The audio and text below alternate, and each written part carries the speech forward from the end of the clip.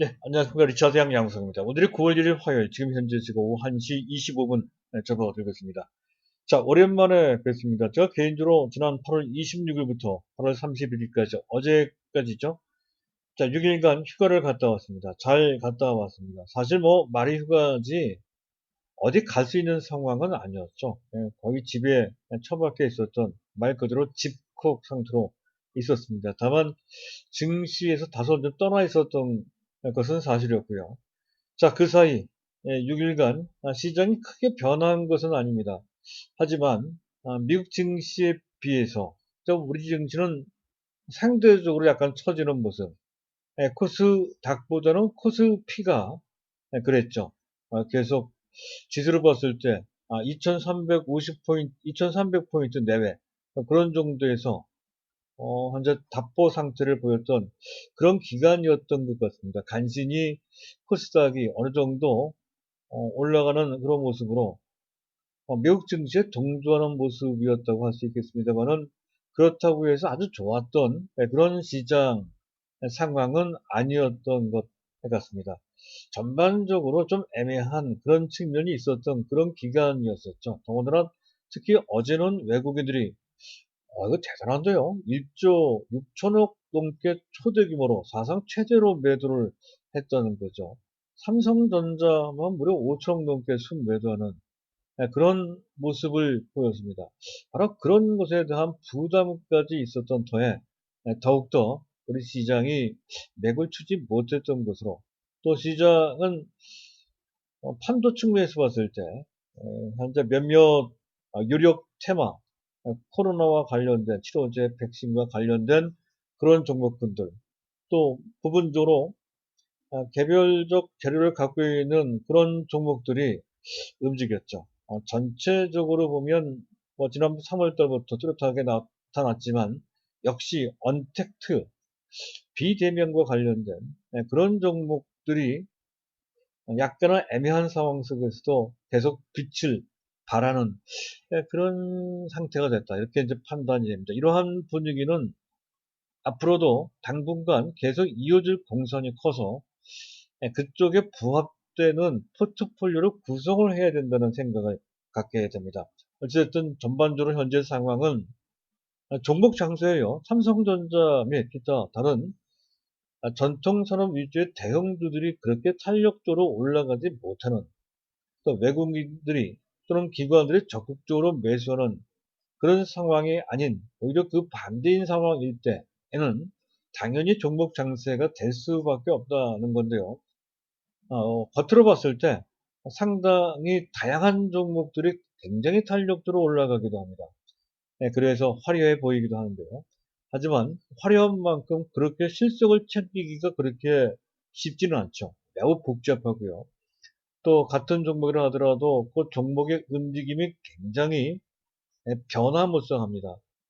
따라서 이런 흐름에 초점을 맞춰서 수익을 챙기는 것이 그렇게 쉽지 않다는 것이죠. 자칫 잘못하다가는 오히려 어, 이럴 때 가장 흔히 범하는 실수가 바로 엇박자라는 것이죠. 내가 산 종목은 떨어지고 내가 판 종목은 올라가는 그런 우를 잘못된 실수를 범할 수도 있는 범하기 쉬운 그런 장세이기도 합니다. 겉으로 봤을 때 화려하지만 그러나 내면적으로 봤을 때 쉽지 않고 오히려 위험할 수 있는 그런 장세란 뜻이에요. 자, 이럴 때일수록 시장 흐름에 부합되는 그런 쪽에 초점을 잘 맞춰서 어느 정도의 일관성을 갖고 봐야 될 것 같습니다. 단기적인 어떤 변수에 너무 연연해 할 필요가 없다는 것이죠. 결국에는 이 시장은 내 차례가 분명히 옵니다. 물론 시장과 너무 동떨어지거나 중장기적으로 너무 처져 있는 종목 쪽에 비중이 높으면 그런 쪽은 다소 비중을 좀 낮춰주는 그런 정도의 융통성은 당연히 필요하죠. 지금으로 봤을 때는 삼성전자가 좀 그래요. 삼성전자 및 삼성전자 주변에 있는 반도체 관련된 그런 종목군들. 장기적 관점에서 뭐 장기로 갈 필요도 없습니다. 당장 내년 정도만 돼도 그쪽 분야가 상당히 좋아질 소지는 큽니다. 하지만 거기까지 가기에는 아직도 최소한 5개월 이상 기다려야 된다는 거죠. 따라서 지금 그들 종목에 대해서 일정 비중 30% 내지 40% 정도 그런 정도의 비중 정도까지는 모르되 50% 이상 현재 반도체 즉 삼성전자 및 그 주변에 있는 반도체 관련주에 대한 비중을 높게 가져가 주는 것은 장기적 관점에서는 상관이 없으나 단기, 중기적 관점에서 봤을 때는 다소 좀 무겁다는 것이죠. 그런 분들은 시장 흐름에 부합되는 쪽. 지금 현재 우리 관점에서 봤을 때 우리가 추구하는 포트폴리오 성격에 가장 잘 들어맞는 분야는 바로 2차 전지죠. 그래서 2차 전지 쪽에 비중을 좀 더 실어주는 그런 정도의 조절이 좀 필요한 상태라는 점 이제 먼저 말씀을 드리고자 합니다. 어찌됐든 제가 오늘 말씀드릴 그런 종목군들은 이제 두 종목인데요. 일단 LG화학 좀 말씀드릴 거고요. LG화학은 계속 말씀을 드린 바 있습니다. 지금 73만원, 74만원, 75만원, 뭐 그런 정도 수준까지 올라와 있는 그런 상태인데요. 100만원만 갈 소냐라는 제목으로 좀 말씀드리기도 했었죠. 자, 이 종목은 무조건 갖고 있을 뿐만이 아니라 지금이라도 매수해야 된다 하는 관점에서 추가적으로 더 자신있게 보유할 만한 그런 이유. 현재 일단 본업이 석유화학 쪽이잖아요. 일반 석유화학 쪽입니다. 이쪽과 관련된 내용. 여기까지를 알아두시면 상당히 든든하실 거예요. 그래서 준비한 내용이 되겠습니다. 절대적으로 LG화학은 팔 필요가 없을 뿐만 아니라 지금도 사야 된다는 그런 관점. 그래서 말씀을 드리는 내용이 되겠습니다. 두 번째, 이게 보다 중요한 주제가 될 수도 있겠다 싶은데요. 오늘 현대모비스가 많이 올라와요. 현대모비스 지난 2분기 현대모비스 차트입니다. 2분기 실적이 그렇게 썩 좋지 못했죠. 어닝 쇼크에 달할 정도로 실적이 참담했습니다. 자, 그럼에도 불구하고 상당히 탄탄한 상승 추세를 그리고 있죠. 자, 이 배경을 우리가 이해를 해야 된다는 거고요. 지금도 매수를 해야 된다는 건데 그 배경이 뭔지 이 내용과 관련돼서 뭐 그전에 몇 번 말씀드렸지만 저는 특별히 실적과 더불어서 또 구체적으로 어떻게 진행되고 있는 성장 산업 분야가 현재 지금 만들어지고 있는지 이것을 제가 설명드리고자 합니다. 그 내용을 알고 있어야 현대모비스를 계속 가지고 있고 또 상황에 따라 안 갖고 계신 분들까지 포함을 해서 매수할 수 있기 때문에 그렇습니다. 이 종목도 아주 크게 갈 종목이다 하는 거죠. 자, 그럼 뭐 기본적으로 시장 설명, 특히자 등등 이슈도 점검하고요. 맥도 한번 짚어보고 하는 시간을 갖도록 하겠습니다. 일단 자, 순서를 밟아서 이제 말씀드릴 건데 안내 말씀을 먼저 드릴까 합니다. 자, 제가 말씀드리고 있는 내용과 관련된 궁금한 사항이 있거나 또는 저희가 제공하는 정보 서비스와 관련된 의문사항이 현재 역시 문의할 분이 있으시면 현재 오른쪽 상단에 연락처 번호가 나오고 있죠. 010-2420-0553 이쪽으로 문자를 주시거나 전화로 직접 연락을 주셔도 되겠습니다. 자, 안내 말씀은 그 정도로 마치도록 하겠습니다. 다만 제가 공식적으로 말씀드리는 것 외에 다른 개별 종목들도 있습니다. 그런 것을 희망하시는 분들도 관심을 가져보시기 바랍니다. 자, 다음은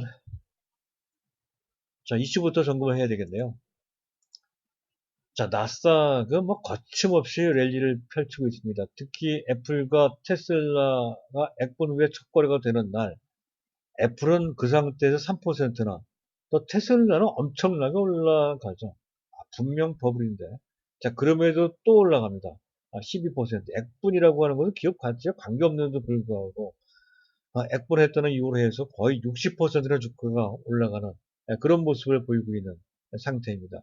현재 유동성의 힘이 얼마나 강하게 투자 심리가 또 얼마나 강하게 시장에 영향을 미치는지를 잘 보여주는 대목이다 하는 거고요.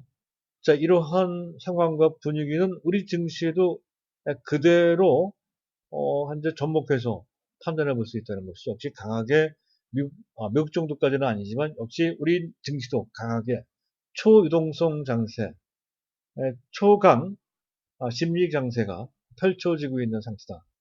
이렇게 말씀드릴 수가 있겠습니다. 이에 부합되는 쪽, 이에 부합 언택트 관련주, 또 2차 전지 관련주들도 그에 해당이 돼요. 이런 종목들이 이런 흐름에 부합된다. 가장 잘 어울리는 종목군이다. 라는 점을 설명하고 있습니다. 그런 가운데 다우지수나 S&P는 상대적으로 약간 처진다 하더라도 지난 8월 달에 이들 섹터가 지수를 봤을 때 약 7% 정도 올라갔다고 해요. 이런 정도만 해도 8월 기준, 역대 8월 기준으로 봤을 때 가장 높은 수준의 상승률이라고 하죠. 그만큼 증시 상황은 좋아요. 우리 증시도 마찬가지라는 얘기가 되겠습니다. 자, 그리고 이제 어제 외국인들이 사상 최대 순매도 1조 6,360억 원이나 순매도를 했네요. 삼성전자는 무려 5,400억 원이나 순매도를 했어요. 이틀간 거의 7천억 가까이 삼성전자를 집중적으로 매도를 했습니다. 그러니 삼성전자의 주가가 올라갈래야 올라갈 수가 없죠. 그 사이 한때 6만원 근처까지 갔던 그 주가가 5만 5천 원 이하로 급락하는 그러한 모양새까지 만들어진 것이 바로 외국인들의 삼성전자에 대한 매도 때문이다 하는 거죠.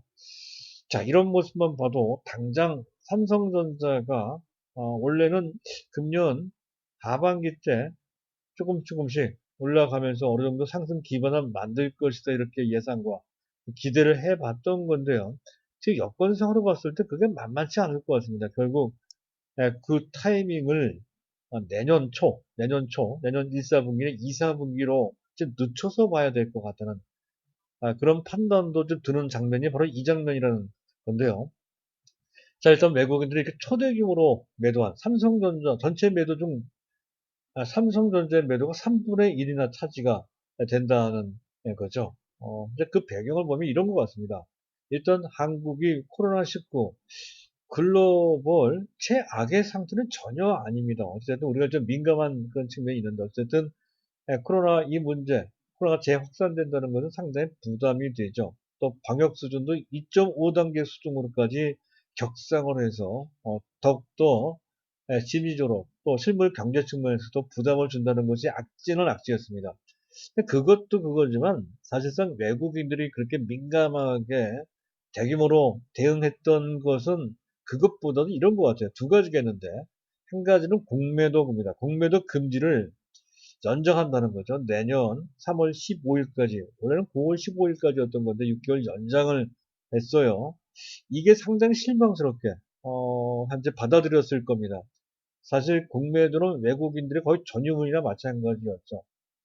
그것을 해야 그네들이 해지를 할 수 있겠기에 그 해지 수단이 없어졌을 때는 한국에 대한 위험을 분산할 수 있는 기회가 그렇게 많지가 않습니다. 그래서 매도한 측면이 있다는 거고요. 두 번째, 사실 이게 더 클 수도 있어요. 바로 9월 말부로, 한 9월 초가 되겠네요. 9월 초부로 MSCI 리밸런싱이 있었다는 것이죠. 바로 그런 이유 때문에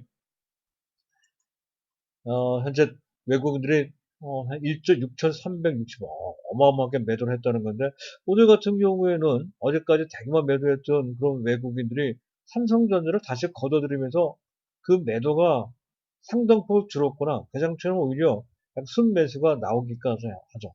일단 최대 고비는 넘긴 것으로 그렇게 판단이 됩니다. 당장 수급이 안정될 수 있다는 것이고요. 다만 앞서 말씀드렸듯이 삼성전자가 추가적으로 더 빠질 염려는 크지 않습니다.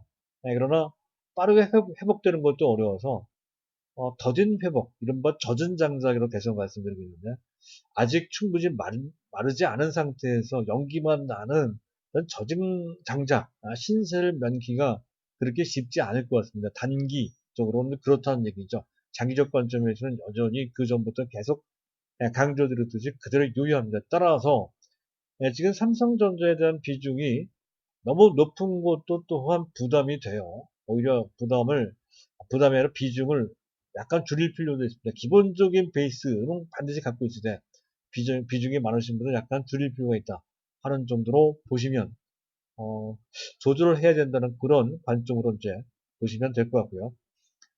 자, 그리고 8월 달에 수출인데요. 9.9% 작년 동기 대비 한째 감소했다는 건데요. 6개월 연속 감소했던 소식인데 일평균, 조빌수가 약간 모자랐기 때문에 일평균으로 따지면 크게 감소한 건 아니죠. 마이너스 3.8% 정도 들어서 이 정도면 선방한 건데요. 내용을 보면 반도체, 가전이 나쁘지 않았고요.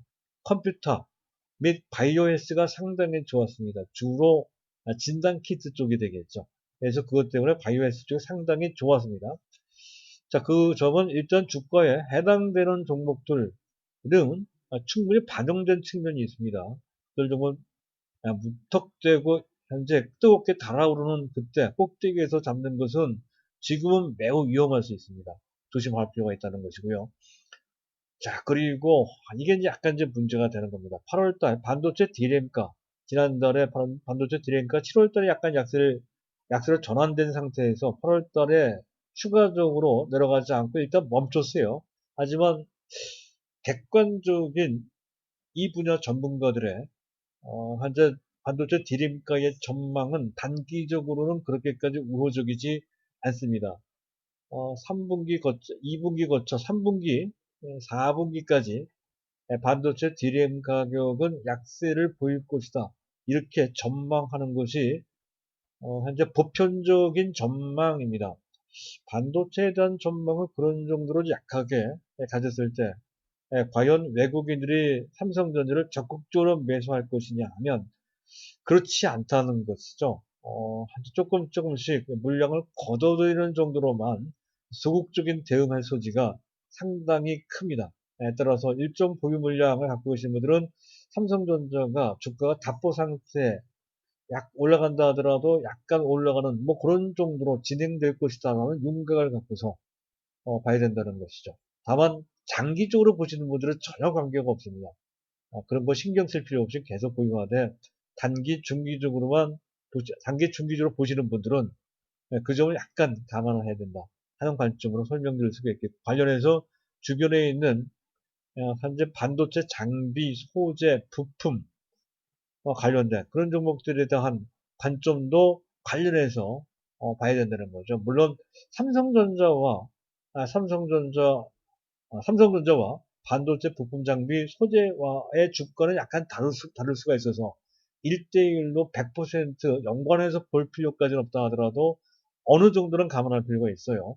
네, 그래서 말씀을 드리는 거고요. 자, 그리고 아, 삼성전자가 갤럭시 Z 폴드 2를 공개를 했죠. 바로 오늘입니다. 이것이 반향이 있을지 두고 봐야 되겠습니다만 그래도 우리가 관심을 갖고 있을 필요가 있는 현재 분야이고요. 그와 관련된 종목으로 봤을 때는 MC넥스 같은 종목이 있어요. 위치가 좋아서 말씀드립니다. MC넥스 또 액트로 같은 종목도 좀 있죠. 우리는 이제 MC넥스로 보시는 게 좋을 것 같아요. MC넥스 카메라 모듈과 관련돼서 또 자동차 카메라도 관련돼 있죠. 그래서 MC넥스 또 현대 모비스와도 관련돼 있는 종목이 바로 이 종목입니다. MC넥스. 자, 여기까지고요.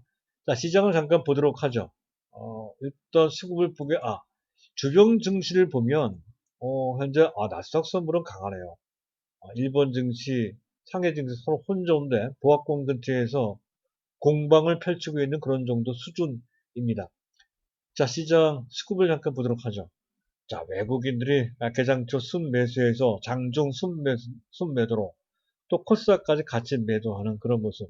현재 선물만 대규모로 순매수하는 그런 모습으로 약간 엇갈리는 행보를 하고 있는데요. 이런 정도만 해도 현재 크게 무리는 없는 그런 모습. 어제까지는 시장에 강력한 충격파를 던졌지만 오늘은 그렇지 않아요. 하루 만에 입장이 바뀌었다는 것을 알 수가 있죠. 8월 31일하고 9월 1일이라고 하는 그 시점과 매우 관련되어 있는 행동 변화다. 이렇게 보시면 되겠습니다. 기관은 그에 맞대응하고 있는 그런 모습이고요. 자, 개인들은 여전히 씩씩하게 매수하고는 그런 모습으로 자, 시장의 버팀목이 되고 있는 유사일에 첨이 있는 현상이 계속 진행되고 있습니다. 그럼 미국도 또한 마찬가지죠. 미국은 로빈 후드라고 하고요. 우리는 동학개미라고 읽었죠. 자, 이들 주체들이 힘을 발휘하고 있는 상황입니다. 그만큼 현재 삼성전자를 중심으로 한 대형주보다는 화려한 종목 장세가 당분간 펼쳐질 소지가 큰 그런 상태임을 보여주는 수급 상황이라고 볼 수가 있습니다. 약간 우리가 감안을 해야 된다는 거죠. 자, 그리고 베이시스는 계속 현재 약간 좋아지긴 했네. 마이너스 있다가 플러스 0.2. 이 점을 보면 약간 가능성이 좀 보이기도 합니다. 베이시스가 보다 좋아지면 어제 1조 5천 정도의 대규모의 비차익 프로그램 매도가 쏟아졌던 건데요. 이게 만약에 좋아지게 되면 그 반대인 대규모의 프로그램 매수, 비차익 프로그램 매수가 유입될 수 있기 때문에 그렇습니다. 약간의 가능성을 보여준다는 정도로만 보시면 될 것 같습니다. 자, 여기까지고요. 자, 그리고 시장 특징 보도록 하겠습니다. 자, 오늘은 닥보다는 코스피가 탄력해 좋은데, 어제 낙폭이 컸기 때문에 일어난 자, 일시적인 현상인 것 같고요. 그리고 종목 장세입니다. 잠깐 자막을 보면서 말씀을 드릴까 합니다. 자, 개인이 주도하고 있고요. 삼성전자 부진하다는 것까지 말씀을 드렸죠. 자, 치료적 관련주들은 기술적 과열권에 와 있는 것으로 판단이 됩니다. 가장 인기 있는 종목 신풍제약 같은 오늘도 맹미를 떨치고 있네요. 신풍제약 또 전에 가끔마다 말씀드렸던 종목이 또 제넥신 이런 종목들이죠. 제넥신, 셀리버리 이런 종목들은 기술적 과열권에 와 있는 그런 상태입니다. 자, 이런 종목을 추격해서 매수하는 것은 매우 위험하다는 것이죠. 오히려 갖고 계신 분들은 매도를 해야 되지 않나 싶은데요. 다만 이 종목은 그대로 보유를 해야 될 것 같습니다. 하나솔루션인데요. 기술적으로는 매도권입니다. 제가 몇 번 말씀드렸던 사실상 번외로 추천을 했던 그리고 몇 번 말씀드렸던 바로 그 종목이죠. 하나솔루션. 갖고 계신 분들은 그대로 보유하는 종. 다만 좀 약간 조정을 받을 소지가 있다는 것이고 매수하고자 하시는 분들은 약간 조정을 받고 약 35,000원 정도 수준까지 내려와 주면 자신 있게 매수해도 될 것 같습니다. 현재 수소차, 전기차와 쌍벽을 이룰 수 있는 수소차 분야의 핵심을 쥐고 있는 종목이기 때문에 그런 거죠. 하나솔루션. 다만 기술적으로 봤을 때에는 이들 종목, 인기 있는 종목들은 현재 과열권에 와 있다 하는 정도. 그 정도를 감안을 해서 그 타이밍을 좀 조절해야 되겠다 하는 말씀을 먼저 드리고자 하고요.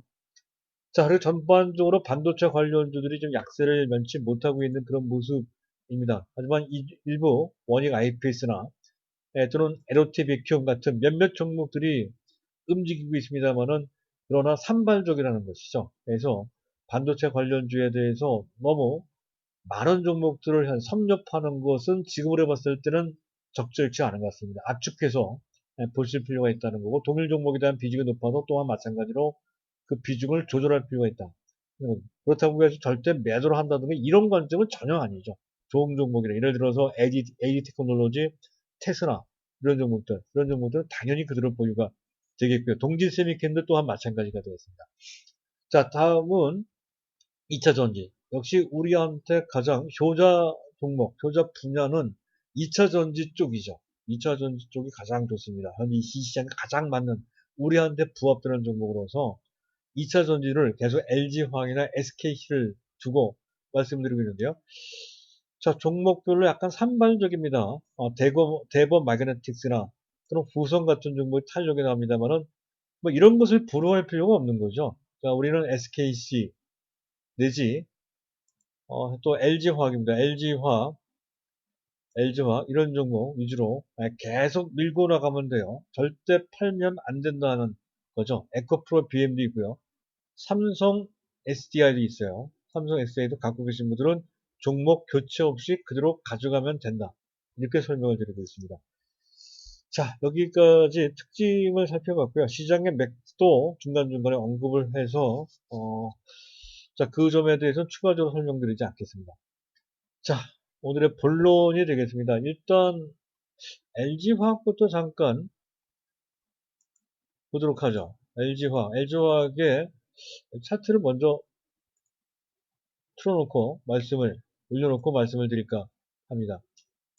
자, 이게 LG화학의 차트고요. 탄탄하게 올라가죠. 이 무거운 종목이 이렇게 탄탄한 정도가 아니면 이 정도면 시가총액 3, 4위 종목으로서는 거의 급등이나 마찬가지입니다. 그러면서도 별반 크게 조정받지도 않고 계속 올라갑니다.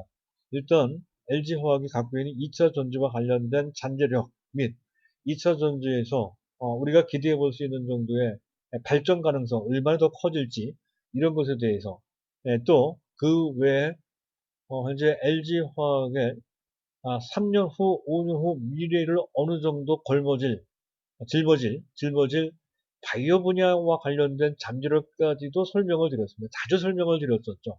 아무리 강조를 지나치지 않다라고 말씀드렸던 신성장 동력 부분인데요.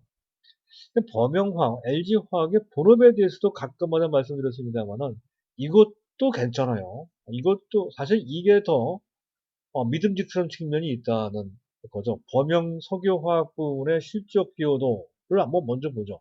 매출만 따지면 범용 석유화학, 일반적으로 쓰는 우리 주변에 있는 석유화학 제품들이 해당이 됩니다. 현재 LG화학은 그 대부분을 생산을 한다는 거죠. 그 분야인데요. 전체 매출의 최소한 50% 내지 또는 3분의 2 정도 차지를 합니다. 이번 2분기 때는 약간 50% 아래로 내려가기도 했지만 원래 워낙 코로나 사태를 맞이해서 그 직격탄을 맞았기 때문에 그런 것 뿐입니다. 원래는 한 50 내지 60%그 정도의 매출 비중을 보인다는 거고 영업이익률도 훨씬 더 높습니다. 70 내지 심지어는 100%가 넘게 있어요. 다른 분야가 적자가 나올 때는 바로 일반 범용 석유화학 부분에서 100% 이상의 기여도를 보인다는 것이죠. 자, 그런 정도로 범용 석유화학 부분이 사실은 아직까지도 주업이고 그만큼 중요합니다. 그런데 이들 분야가 지난 1분기 때, 2분기 때까지는 안 좋았어도 최근 들어 상당히 많이 좋아지고 있다는 거죠. 주요 제품은 기초 유분, 에틸렌, 프로필렌, 부타디엔. 이거는 상식적으로 좀 알아두실 필요가 있습니다. 자, 화학산업의 가장 기본이 되는 현재 기초적인 화학 원료가 바로 에틸렌이라고 하는 겁니다. 에틸렌, 부타디엔, 현재 뭡니까? 이런 프로필렌 이런 것을 기초 유분이라고 해요. 그리고 한 단계 더 지나는 더 올라간 것이 PE 어, 폴리에틸렌입니다. 폴리에틸렌 부분 그리고 또 합성 수증까지 연결되는 이 분야를 포괄하고 있는 업체. 우리나라 최고의 종합 석유화학 업체가 바로 LG화학인데요. 중요한 것은 그들 이쪽 종합 석유화학 제품, 이 제품들의 마진이 스프레드라고 해요. 스프레드. 그 스프레드가 지난 2분기까지 별반 안 좋았던 건데 최근 들어 상당히 빠른 속도로 회복되고 있다는 거죠. 그리고 그 회복되는 원인 중에 하나가 언택트 특수도 있다는 겁니다. 언택트 특수에다가 또 전 세계 주요국 중에서 가장 실적 회복이 경기 회복이 빠르고 탄탄한 데가 아실 겁니다. 중국이죠. 중국. 그러니까 중국은 현재 석유화학 원료의 총 수요처입니다. 총 수요처는 아니더라도 가장 중요한 수요처가 됩니다. 전 세계 석유화학 부분 수입의 50% 이상을 중국이 차지를 할 정도로까지 중국이 매우 중요한 역할을 합니다. 이 시장은 말이죠. 근데 중국 경기가 때맞춰 상당히 강하게 회복되고 있다는 것은 그만큼 수요 기반이 좋아지고 있다는 것에 더불어 또 언택트와 관련돼서 제반, 위생 상품, 현재 또 뭡니까? 뭐, 장갑도 있죠. 플라스틱도 있죠. 그렇습니다. 다 그 석유화학 제품, 심지어 세정제 같은 경우에도 손 닦는 그것도 마찬가지 석유화학 제품이거든요. 그것과 관련된 특수까지 같이 겹쳐서 최소한 LDP, HDP, PP, 또 에틸렌까지 다 포함이 됩니다. 이들 현재 스프레드가 크게 개선이 되고 있다는 건데 작게는 16%에서 많게는 30% 정도 수준까지 거의 정상적인 스프레드 수준까지 크게 회복되고 있다는 건데, 그게 굉장히 빠르게 회복되고 있다는 거고, 어느 정도 믿음직하다는 것이죠. 그래서 실적 기반이 더 탄탄해졌어요. 바로 이 부분이 삼성 SDI가 갖지 못한 부분이고, 또 이를 통해서 2차 전지 소재, 이른바 양극재뿐만 아니라 더 나아가서 음극재 및 분리맥까지 진출할 수 있는 기반까지 현재 앞당길 수 있다는 것이 되는 것이죠.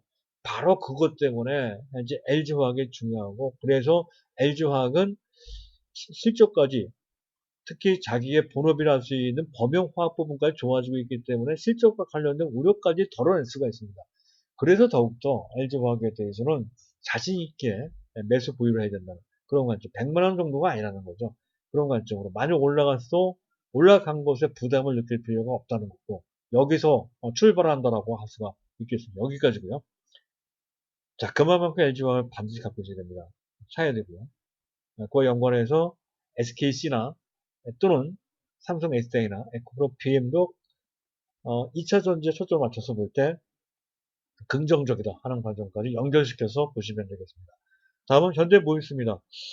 2분기 실적 잠깐 볼까요? 우리나라 최고 최대 세계적인 10위권 내에 자동차 부품 회사죠. 2분기 실적 매출 7.5조 20%나 격감했는데요. 영업이익은 1687억 원으로서 거의 6분의 1 정도 수준, 이 정도 수준이면 4분의 1이네요. 4분의 1 정도 수준으로 역시 대격감을 하는 그러한 어닝 쇼크가 있었던 것이 2분기의 실적이었습니다. 근데 주가는 잠깐 볼까요? 벌반 빠진 게 없죠. 벌반 빠진 게 없이 한번 꺾어줬다가 다시 올라가는 모습이 최근 약 1주 내지 2주 정도 사이에 노골적으로 나타나고 있는 모습인데요. 오늘은 현대차 그룹주 중에서도 가장 탄력도로 올라가면요. 돋보이는 그런 모습을 보이고 있다는 것에 주목을 할 필요가 있다는 건데요. 현재 말씀을 좀 드릴까 합니다. 일단 사실 실적만 놓고 본다면 코로나 쇼크에다가 또 현재 지금 자동차 부품만 따진다. 기존 휘발유 자동차의 부품만 따진다면 현대모비스의 글로벌 경쟁력은 글로벌 최상위급 정도까지는 아니죠. 경쟁이 심합니다. 코로나 쇼크까지 겹쳐서 실적이 부진한 것은 당연한 거고요. 자, 이러한 동부분 기존 현재 휘발유차의 부품과 관련된 실적 전망은 그렇게 밝은 편이 되지 못합니다. 근데 이것만 보면 근데 현대모비스는 그렇게 매력적이지 않을 겁니다. 하지만 그렇지 않다는 것이죠. 내년부터 본격적으로 획기적인 변화가 만들어진다는 거죠. 친환경차라고 한다면 전기차 같은 경우인데 현대차 그룹에서 전기차만 하는 게 아니죠. 수소차도 같이 합니다. 수소차.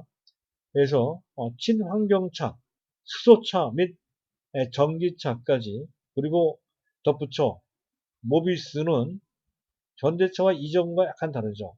AD, 오토매틱 드라이빙입니다.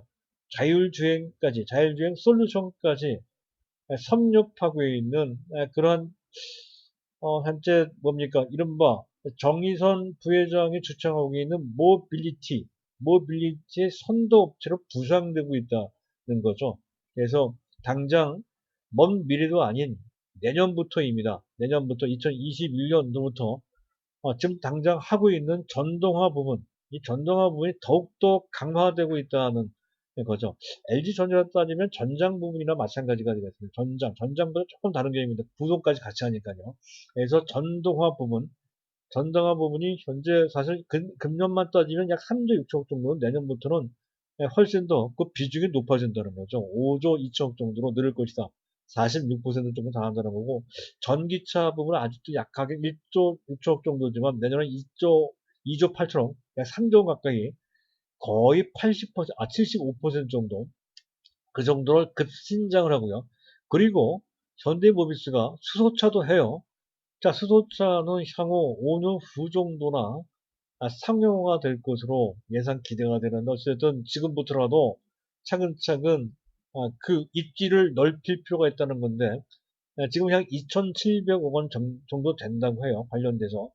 근데 내년에 한 4천억, 내후년 정도 되면 한 7천억 정도 그런 정도로 빠른 속도로 그 시장이 회복되고 있다는 거죠. 그래서 제반 부분, 전동화 및 전기차, 수소차 부분 모두를 섭렵하면 상당히 빠른 성장세를 보이고 있다는 건데 여기서 주목할 것은 LG화학이 석유화학 뭡니까 2차 전지에서 BEP 손익분기점에 달하는 데까지 무려 시작한 이후 거의 20년 만에 처음으로 손익분기에 도달했습니다.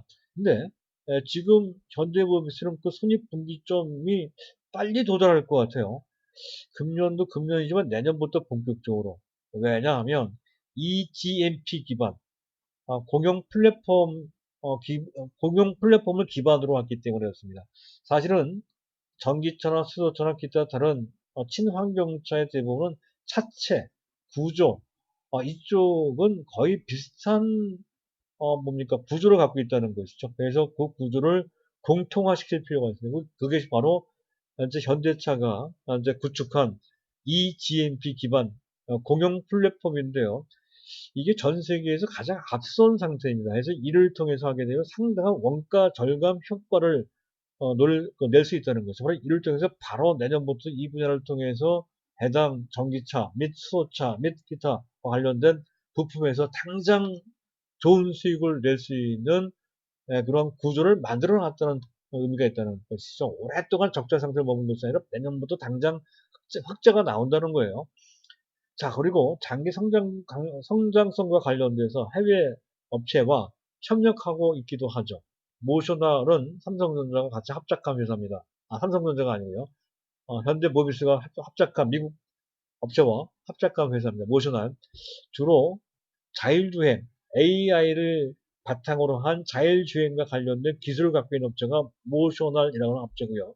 또 벨로다인이라고 하는 3D 라이다, 현재 달리는 차의 속도를 측정하는 그러한 기능을 갖고 있는 것이 라이다라고 합니다. 3D, 3차원으로 속도를 측정해서 적용하는 그런 기술입니다. 벨로다인과 협력체를 구축하고 있다는 것도 또한 도움이 된다는 거죠. 먼 미래도 아닌 미래를 향해서 그러한 현재 성장 동력과 협력체를 현재 차곡차곡 장착하고 있다는 것을 보여주는 그런 대목이 되겠고요. 그랬을 때 현재 2020년 금년 실적과 내년 실적 정도만 봐서는 안 된다는 거죠. 어쨌든 그런 것을 바탕으로 해서 모비스가 현재 그 진가를 발휘하고 있는 수준이 지금 당장 나타나고 있다는 건데 지금 실적 대비로 봤을 때 적정가는 사실은 약간 넘어선 측면이 있지. 20만 원 정도는 넘어섰단 말이에요. 장기 성장성을 봐야 되거든요. 그랬을 때 목표가는 일단 기술적으로 봤을 때 정고점 수준이 27만 원입니다. 작년 12월 수준인데요. 그런 정도까지를 먼저 보는 게 나을 것 같고요. 내년에는 36만 원 내지 40만 원 정도까지 올라갈 것 같습니다. 역사적인 최고점이 40만 원 정도 근처인데요. 그 정도까지 갈 수 있다는 거죠. 그래서 역사적인 최고점 40만 원 약간 넘어서는 정도 수준까지 기대해 볼 수 있는 수준이 금년 거쳐 내년 새로운 친환경차 환경이 도래되고 그 흐름에 오랫동안 상당한 노하우로 축적을 해온 현재 그런 기술력을 기반으로 해서 현재 모비스가 빛을 보는 수순이 나오는 그런 단계로 제1단계죠. 제1단계로 진입한 그런 상태다. 판단이 됩니다. 따라서 안 갖고 계신 분들은 당연히 보유를 해야 된다. 하는 관점, 안 갖고 당연히 매수하고 갖고 계시면 당연히 보유한다는 관점을 계속 유지하시면 될 것 같습니다. 자, 오늘 내용은 여기까지고요. 어쨌든 오늘도 얘기가 그렇게 간단하지는 않았던 것 같습니다. 자, 이 점 양해 말씀드리면서 오늘 방송 모두 마치도록 하겠습니다. 감사합니다.